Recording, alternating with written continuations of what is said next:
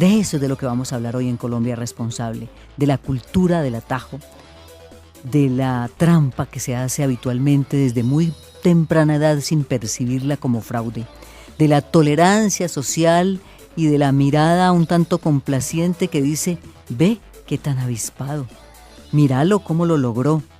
Y esa forma de mirar complaciente va creciendo y creciendo y creciendo hasta convertirse en la corrupción que nos está ahogando, Juan David.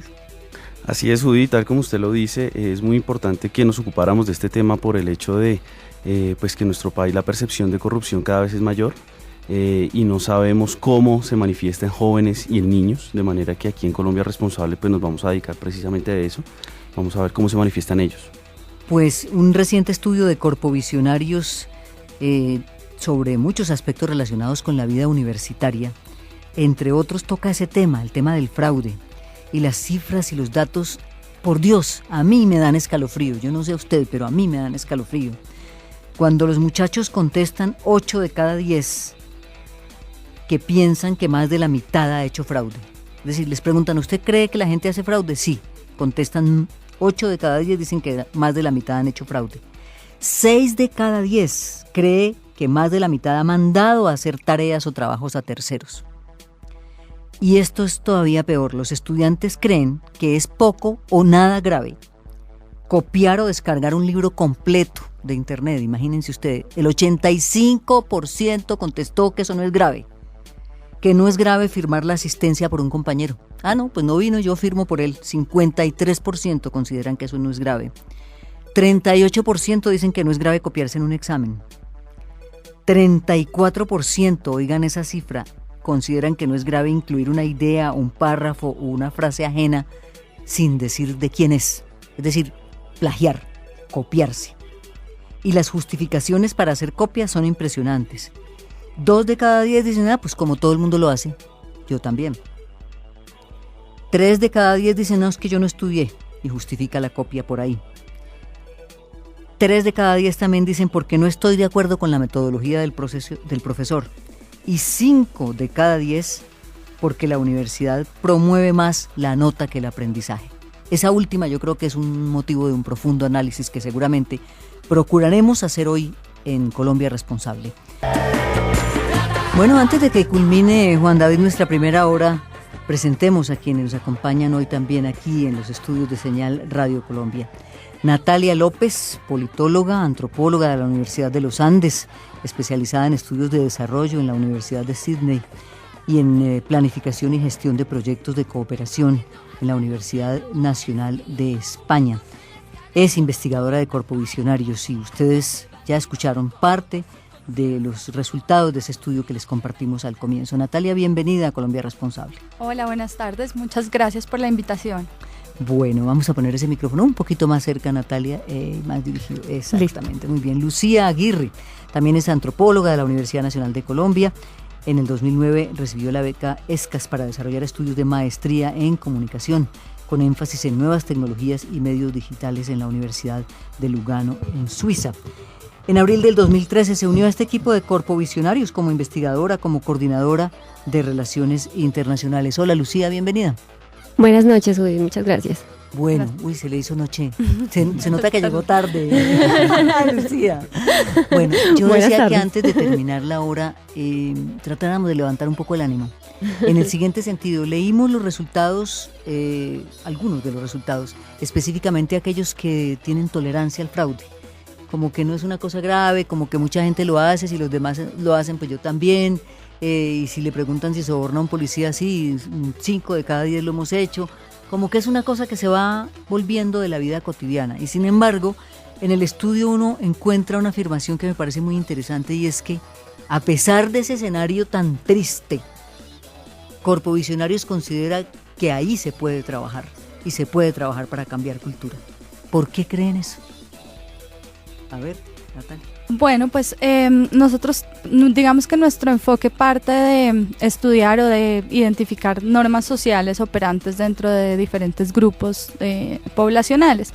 Y en este caso vemos que a los jóvenes, pues primero como que les interesa el reconocimiento social, le tienen miedo al rechazo social, entonces que digamos ahí hay un terreno como abonado para hacer cosas en sentido colectivo, ¿sí? Como de configurar o transformar normas sociales que ya están operando en ese grupo, porque sabemos que cualquier cosa que haga uno va a afectar, a que haga un grupo va a afectar a la persona.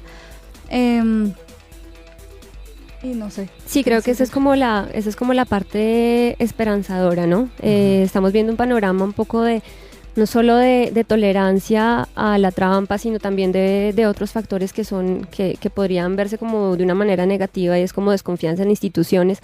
Pero creo que precisamente ahí está también la parte positiva del asunto, y es que si bien hay digamos problemas de este tipo, también hay posibilidades de entrar a cambiar estas dinámicas, precisamente porque son una población que es muy sensible y es como muy proclive a la regulación cultural, a la regulación social. Entonces creo que si logramos un poco cambiar las expectativas que tienen los jóvenes universitarios de los otros y de lo que los otros consideran que está bien, creo que también tenemos una buena oportunidad de generar cambios también en estas expectativas. Claro, hay una respuesta de las que ustedes llaman esperanzadora, y es cuando se explora un poco sobre por qué la gente actúa bien o actúa mal. Si actúa bien o actúa mal porque hay una ley que se lo prohíbe o porque hay alguien que le dice que no lo haga, etcétera. Y dicen, actúo por la satisfacción con mi conciencia. Los estudiantes tienen una alta respuesta en ese sentido, el 76%, muy por encima del promedio nacional que está en el 60%, porque me siento bien con mi conciencia. La pregunta es, ¿con qué conciencia? Es decir, con una conciencia laxa que me permite hacer trampa y que nadie se dé cuenta, y si nadie se dio cuenta no pasó nada, o con una conciencia verdadera que te dice, a pesar de que nadie se dio cuenta, tú estás actuando mal. Esa es la gran pregunta. Natalia, ¿tú qué piensas? Bueno, sí, yo creo que hay que verlo ahí primero como en contexto, ¿no? Y es, nosotros preguntamos, ¿usted qué lo regula más? ¿Qué guía más su comportamiento? Entonces ahí está la pregunta sobre la conciencia, sobre la regulación social, el rechazo social, la aceptación, preguntas que tienen que ver con la aceptación y lo que piensan los otros de mí un poco. Y otra que es por la culpa, ¿no? Es eso como la otra, ¿no? La tercera. Entonces, bueno, la cuestión ahí es que esa regulación por la propia conciencia en realidad es común en no solo los universitarios, sino en todos los ciudadanos. Los ciudadanos tendemos a pensar que nosotros nos regulamos por la propia conciencia, y hay una asimetría ahí porque pensamos que los otros se regulan en cambio por el castigo, ¿sí? Lo que es particular en los estudiantes universitarios es lo que mencionábamos antes, que no solamente hay una regulación por la propia conciencia, sino que hay un reconocimiento de que hay una regulación social también. Y hay una regulación social que ellos la ven reflejada en los otros, pero de nuevo lo que ocurre con la norma social es eso, lo que nosotros creemos de los otros, lo que creemos que regula a los otros, en últimas es lo que nos viene a regular a nosotros mismos. Y digamos que hay una teoría bien fundamentada, y John Elster, Cristina Vicchieri, que son como los autores que nosotros nos leemos y hacemos la tarea en Cuerpo Visionarios, nos dicen que precisamente eso que creemos de los otros es lo que nos termina regulando. Entonces hay que coger con pinzas, no es que nos regulemos tanto por la conciencia, eso decimos, pero nos regulamos también mucho por lo que creemos que hacen los demás. Bueno, ha llegado la hora de la pausa en Señal Radio Colombia. Les agradecemos que estén aquí, y en la segunda hora profundizamos un poquito sobre las expectativas de este estudio y también sobre las sorpresas, porque yo creo que ustedes se llevaron más de una sorpresa, o por lo menos a mí me pareció terrible. Escuchas Colombia Responsable.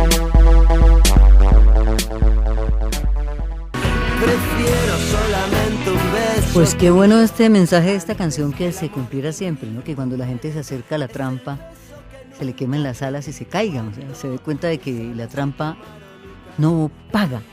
Yo creo que ahí está como el eje central de todo el asunto, Natalia y Lucía. Si seguimos criando y cultivando una sociedad en la que los tramposos les va bien, pues es muy difícil decirle a un niño que no haga trampa. Sí, exacto. Tenemos como invertido el panorama, como que reconocemos socialmente al que hace trampa porque pensamos que él va a ser exitoso eventualmente y rechazamos al juicioso, al que cumple siempre con los procedimientos, con las normas. Entonces necesitamos hacer un cambio, como desinvertir De ese valores. panorama. Si bien es cierto, el estudio está hecho en el ámbito universitario, lo que hemos escuchado hasta ahora es que esto hay que empezarlo desde muy temprano, Lucía, porque es que si desde la infancia validamos cualquier conducta fraudulenta, pues el niño se va acostumbrando a ello. Y si ve, como decía el profesor Pineda, que el papá hace trampa y le va bien, dicen, pues por ahí es, ¿no? Sí, yo creo que hay un tema que nosotros también hemos venido explorando y es con los niños de colegio. También se han venido haciendo algunos estudios con estos mismos indicadores que hemos visto, como las mismas preguntas. Y bueno, los resultados son muy parecidos y hasta peores. Entonces creo que sí es un problema que viene desde la infancia y de la escuela. Y también hay otra cosa, y es que no es solamente que estemos en un ambiente en el que vemos que la trampa no se castiga. También estamos viendo que es un ambiente en el que la trampa se reconoce socialmente, como decía Natalia, que se valora el vivo, ¿no? Se valora el avispado. Pero independientemente de si se castiga o no, digamos, el castigo no es suficiente. Digamos, esa salida de castigo, esa visión punitiva de que hay que castigar, creo que no ha funcionado. Entonces una respuesta muy común a la trampa y a la ilegalidad es: no, hagamos más leyes, hagamos más normas, pongámonos más estrictos, y no funciona. Porque la sociedad sigue valorando lo que la ley está en contra, pero la cultura no lo está. Entonces ese divorcio entre lo que está aceptado en las calles, lo que aceptan en mi colegio, en mi barrio, en mi casa, y lo que nos dicen las leyes, es lo que nos está causando ahí como una... Claro, y optar siempre por la vía punitiva definitivamente está demostrado que no funciona, por imponer sanciones. Bueno, ¿qué piensan ustedes sobre ese, de pronto ese divorcio que a veces hay entre el aprendizaje cotidiano en un colegio de lo que es la realidad de la vida nacional que nos está poniendo de presente cómo la corrupción nace desde muy temprana edad? Sí, me parece muy interesante este tipo de experiencias porque, como dices, como que los acerca a una realidad y va generando cultura ambiental, cultura política. Cuando las cosas son muy abstractas, como que no se ven realmente las implicaciones que pueden tener este tipo de ejercicios. Y por otro lado, vimos en la encuesta también que los estudiantes que participan en actividades artísticas, lúdicas, culturales son poquísimos. Lo que más hacen los estudiantes universitarios en su tiempo libre es salir de rumba, por ejemplo. Entonces creo que este espacio es importantísimo. Yo quisiera detenerme en algo, Natalia y Ligia, acerca del estudio que ustedes hicieron. Y es cuando uno se pone a ver las gráficas que están aquí, les voy a leer un par de porcentajes, y la pregunta es, o como lo abordaron, es porcentaje de personas que no les gustaría tener como vecinos. El 88% de los jóvenes dice que no quiere tener como vecino a un guerrillero. El mismo porcentaje, 88%, dicen que no quieren tener a un paramilitar. El 35% dice que no quiere tener a un político. El 69% dice que no quieren tener a alguien que reconocen como corrupto, y el 76% a un narcotraficante. La pregunta es, a la luz de un acuerdo de paz en La Habana, los jóvenes identifican, o digamos de alguna manera eso también es un rechazo a este grupo de personas. ¿Ustedes cómo ven? ¿Cómo podría funcionar o cómo podría cambiar ese paradigma a la luz de un acuerdo de paz? Pues sí, nos parece preocupante el tema de los desmovilizados, los reinsertados, el hecho de que los jóvenes no quieran tener a estas personas como vecinos, sabiendo que pues en un proceso de paz eventualmente va a pasar, o tener un desmovilizado como compañero de trabajo. O incluso desplazados también es alto en comparación con lo que sería pues deseable también. Exacto. Entonces, lo que creemos es que en un proceso de paz y en un eventual posconflicto hay que tratar estos temas, hay que poner sobre la mesa cómo se van a reinsertar los actores del conflicto en la sociedad, porque creo que esto no se ha tratado con el peso que debe tener, y pues vamos a ver las consecuencias si no lo tratamos a tiempo. ¿Cuál es el objetivo final de un trabajo como este? Es decir, una investigación que nos dice muchos aspectos relacionados. Nosotros hemos tomado el tema de la cultura de la trampa, pero realmente es un diagnóstico de la cultura académica, toca muchos otros aspectos. ¿A qué le apunta? ¿Para qué lo van a utilizar? Bueno, esto tiene un poco para ver el objetivo, habría que entender el origen y viene un poco de la preocupación sobre qué está haciendo la educación formal en Colombia y si está educando también para la ciudadanía y si están educando también en valores éticos, en valores y en ética, digamos. Y eso creo que es un punto pues como muy importante que queríamos comprender, y es el momento en el que la escuela o la universidad decidió separarse o decidió abandonar esta labor, esta responsabilidad. Creemos que hay mucho que puede hacer la escuela, hay mucho que puede hacer la universidad, y de repente no lo está haciendo por tener una visión exclusivamente académica o profesionalizante de la educación. Entonces, precisamente queríamos ver si las personas con mayor nivel educativo, si las personas que se están educando en la universidad, que están recibiendo educación, que van a ser profesionales y que van a ser los profesionales pues que dirijan el futuro de esta sociedad, sí están teniendo además una educación en valores, y nos damos cuenta que pues sí hay como un divorcio importante y que no digamos que hay uno de los resultados que nos parecieron muy interesantes, y es que los profesores tienen resultados muy positivos en todos los indicadores que medimos, en confianza en las instituciones, en tolerancia a estas poblaciones, a poblaciones minoritarias. O sea, los profesores lo tienen, pero no lo han logrado transmitir a sus estudiantes. No quiere decir que sea solo su responsabilidad, ¿no? O sea, debe haber algo más en el sistema educativo que no está permitiendo que este tipo de valores se estén transmitiendo. Entonces, ahí está la pregunta. Eso es precisamente lo que yo te quiero preguntar, Lucía, y es ese 83% de confianza que demuestran los jóvenes hacia sus educadores. Pues dice que, digamos, si yo me pongo en la posición de alumno, digo, confío en mi profesor, me parece que lo que él me está diciendo es muy bueno, pero en términos de contenido, ¿cómo hago para que lo que él me diga a mí realmente me llegue al corazón y yo pueda ser una mejor persona? ¿Por qué esa ruptura?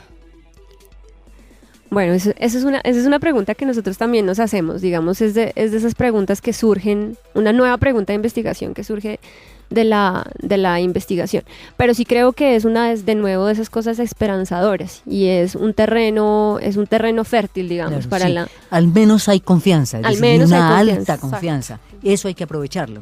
Hay que aprovechar esa alta confianza para lograr en ese terreno cultivar otros valores, otras posibilidades de cambiar ese paradigma de la ilegalidad que nos preocupa y que nos está dando el motivo para este programa en el día de hoy. Nos ha llegado la pausa de la media hora, señoritas, vamos a hacer esa pausa, y al regreso quiero que profundicemos en un enfoque que le dimos nosotros al programa de hoy, y es en el que uno a veces se encuentra como respuesta cuando le preguntan a la gente: ¿y usted por qué hizo eso? ¿Por qué cree que alguien hizo eso? Eso es pura malicia indígena. Es que el colombiano tiene una malicia indígena. Esa expresión, la malicia indígena, va a ser tema de nuestro segmento final hoy en Colombia Responsable. A mi juicio, una manera más de discriminar a los indígenas. No sé, Lucía, ¿usted qué piensa? Pues yo creo que hay dos cosas. Una es una manera primero de justificar esa cultura, digamos, esa cultura de la trampa, pero a la vez es sumamente injusta con los indígenas.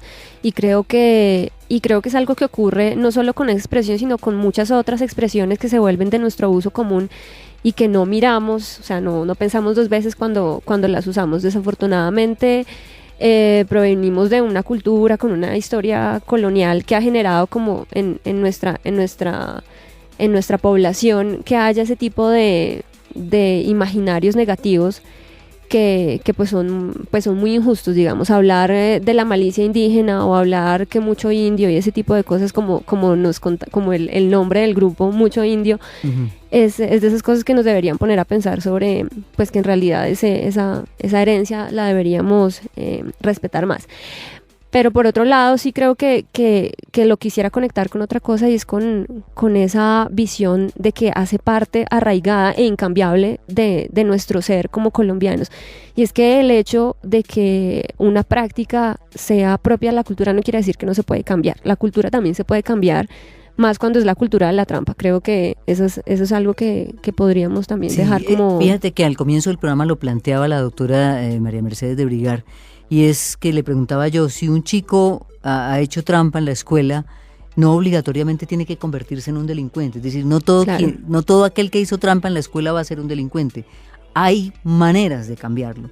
Lo que sí Totalmente. ocurre es que si eso no se cambia a tiempo, sí se llega a consolidar como una forma fraudulenta de comportarse. Luego sí tiene mucha asidero y mucha validez lo que estás diciendo.